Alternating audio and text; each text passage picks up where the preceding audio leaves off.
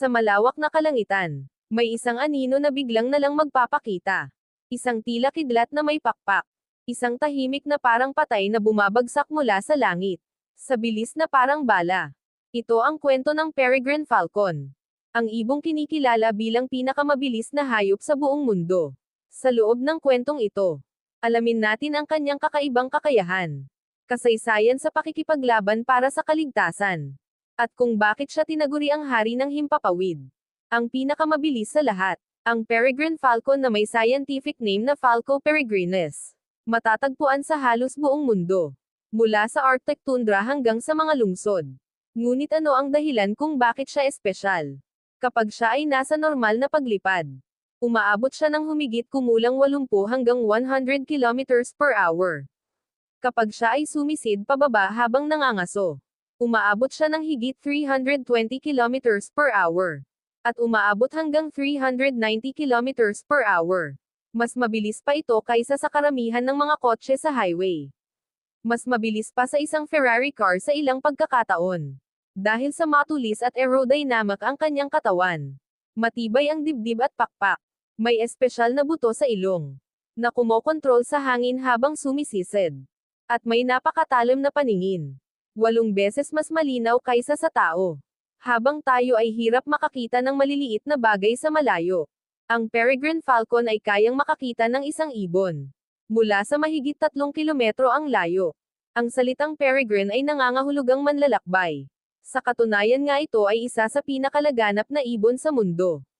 Matatagpuan sila sa North at South America, Europe, Asia, Africa, Australia. At maging sa mga lungsod tulad ng matataas na gusali sa New York o Tokyo. Sa halip na bundok at bangin ginagamit nila ang skyscrapers bilang kanilang modernong bangin. Isang patunay na ang Peregrine Falcon ay hindi lamang mabangis kundi adaptable. Hindi basta-basta umaatake ang Peregrine Falcon. May tactics ito. Aakyat siya sa napakataas na altitude. Pipili ng target, at kadalasang ay kalapati, o iba pang medium-sized na ibon. Titiklop ang pakpak at biglang bubulusok pababa, parang isang missile. Sa bilis ng kanyang pagbagsak, kadalasan ay namamatay agad ang biktima sa impact pa lamang. Ang kanyang mga kuko ay matutulis na parang karayom. At ang tuka ay may tooth-like notch na ginagamit upang mabilis na tapusin ang kanyang biktima. Ito ay hindi lang malakas. Ito ay precision. Ang haba nito 34 hanggang 58 centimeters. At may wingspan na 74 hanggang 120 centimeters. May timbang ito na 0.7 hanggang 1.5 kilos.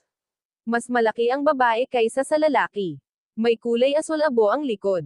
Maputi ang dibdib na may dark mark. At may itim na marka sa mukha na parang maskara. Nakilala bilang Malheur stripe. Parang isang natural na superhero.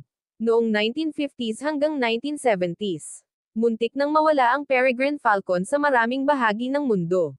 Ang dahilan sa isang pesticide na tinatawag na DDT. Ang kemikal na ito ay nagpapahina sa shell ng kanilang mga itlog. Kapag nililimliman ng ina, nababasag ang itlog bago pa mapisa. Bumagsak ng malaki ang populasyon ng falcon. Ngunit dahil sa pagbabawal sa DDT at sa tulong ng conservation programs, unti-unti silang nakabawi. Isang simbolo ng tagumpay ng wildlife conservation. Ang buhay ng falcon sa syudad.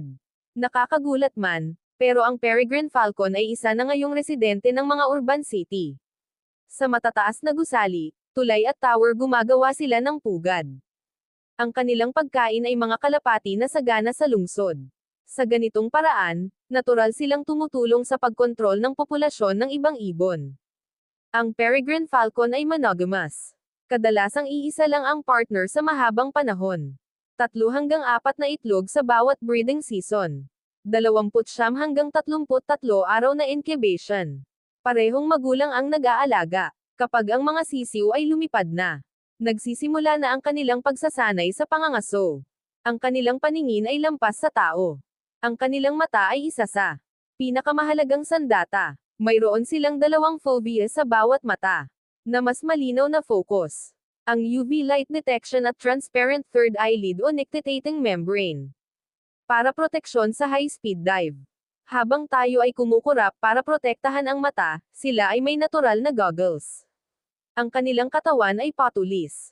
Ginawa para mas mabilis, matulis na pakpak, malakas na dibdib, compact na katawan at flexible na leeg. Ang bawat bahagi ay may kanya-kanyang layunin. Isang buhay na halimbawa ng ebolusyon sa aksyon. Sa maraming kultura, ang falcon ay simbolo ng bilis, katapangan, kalayaan.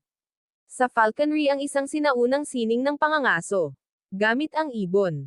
Ang peregrine falcon ay isa sa pinakapinahahalagahan. Sa gitnang silangan, ito ay itinuturing na simbolo ng karangalan. Ang peregrine falcon ay hindi lamang isang ibon. Isa siyang pinakamabilis na hayop sa mundo. Survivor ng environmental crisis. Urban adapter at simbolo ng lakas at pag-asa. Mula sa bundok hanggang sa skyscraper. Mula sa halos pagkalipol hanggang sa muling pagbangon. Ang kanyang kwento ay patunay na ang kalikasan ay may kakayahang bumawi at magtagumpay.